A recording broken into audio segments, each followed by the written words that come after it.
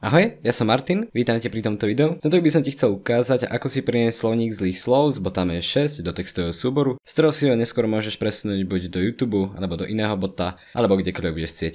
Tak jo, môžeme začať. Pre tento proces budeš potrebovať 3 stránky.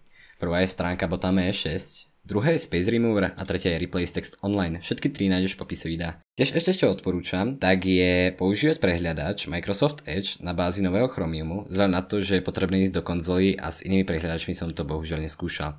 OK, takže krok prvý je klasicky ísť na stránky M6, prihlásiť sa na svoj server, ísť do karty Moderation a semka zísť dole do nastavení Buzzwords.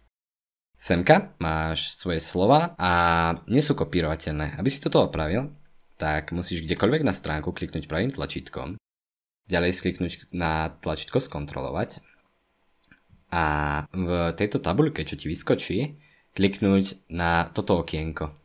Potom čo na ne klikneš, tak si zvolíš akékoľvek slovo a v týchto nastaveniach, ktoré ti vyskočili semka dole, dáš preč túto kartu User Select. A ako vidíš, tak zrazu tieto slova môžem kopírovať.